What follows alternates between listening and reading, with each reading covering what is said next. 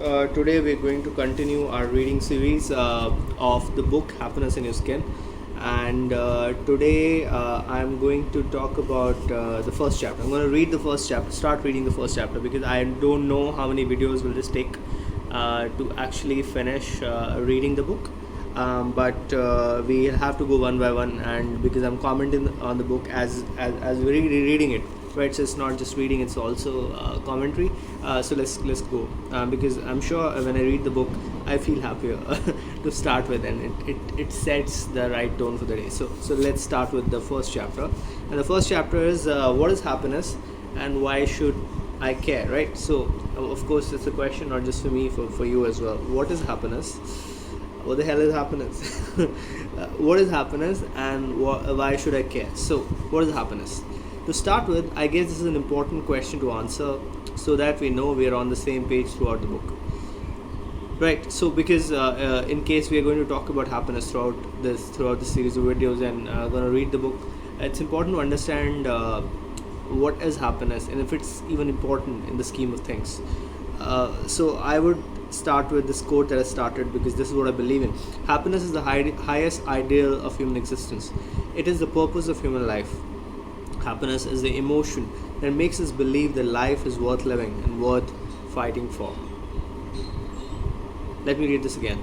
Happiness is the highest ideal of human existence. It is the purpose of human life. Happiness is the emotion that makes us believe that life is worth living and worth fighting for. Right, so this is the reason this book was important, because it is eventually the only output that I believe there is in life. Everything that we do, everything else we do, everything that you and I work on is an input.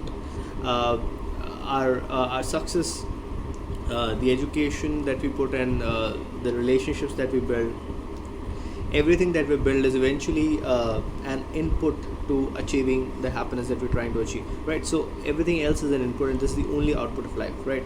So happiness is the emotion that makes us believe that life is worth living and fighting for, because this is the feeling that we're trying to create. It's, after all, how we feel at the end or during the day, right? It's about the feeling that we're trying to create, because everything that we do creates some sort of a feeling. This is my definition of happiness, and I've followed it my entire life. This is the kind of happiness we will be talking about throughout the book. If it excites you, read on. If it doesn't excite you, you can put this book down right away and stare at the girl in Jason Lane.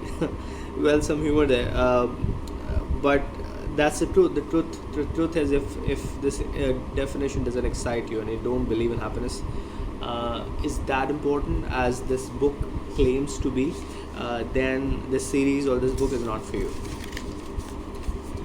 You stayed, right? Alright, you seem serious about happiness. Now, let us talk. Is it even important to be happy? Or is it just okay just to be alive? That's an important question, alright?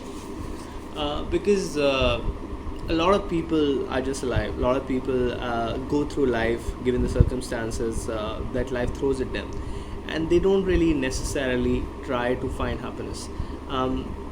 So is it just okay to be alive? Because if it's just okay to be alive, then the point of seeking happiness does not arise.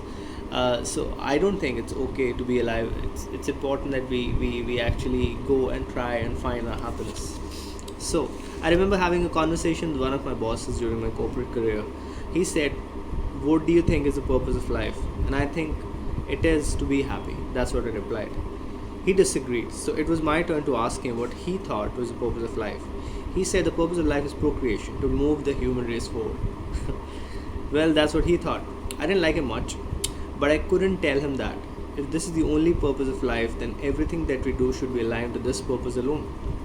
That guy thought of procreation in everything that he did. It is essential to have an overreaching purpose of life in our minds, which forms the basis for everything we do. To my mind, the ultimate goal of life is to be happy. Since I cannot say it better than Aristotle, I'll have him say it here.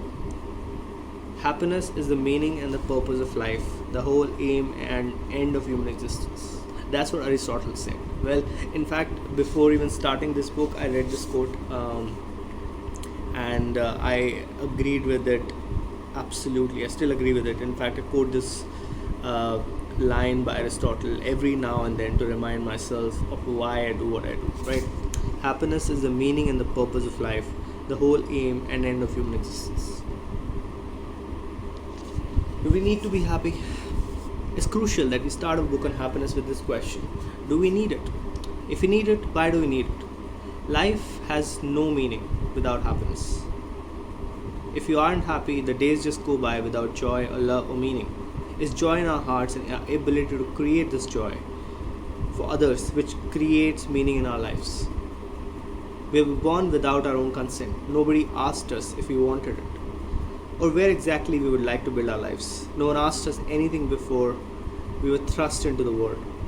Then where does the need for happiness arrive from? It arises from our very nature. Nature has instilled a desire to be happy in our hearts and minds, isn't it? Don't we want to be happy? We want to do things that make us happy, and we do not want to do things that make us unhappy. If you observe a child, you'll find that children are instinctive. They instinctively find ways to have fun and enjoy themselves. They do not worry about judgments. They instinctively do things that are fun for them, no matter how foolish that might seem to the adult mind. We are programmed by nature to seek happiness for ourselves and for people we care. However, we lose our natural instincts in the struggle for survival. The struggle for survival supersedes our desire for happiness. Unfortunately, for most of us, the struggle to survive every day takes over our need to be happy. We are going to talk about why this happens a little later in the book. Alright, so this is till where I'll read today. I'll read the next few pages tomorrow or in the next video and explain. This video, this is the first chapter and it's called What is Happiness, and this establishes a reason why you must read this book, because happiness is important. Thanks for watching. I'll be reading the entire book in a series of videos, and hopefully you will find value in the video. If you have any questions regarding anything that's read in this video or about happiness in general, please do post in the comment section. Thank you so much. Bye.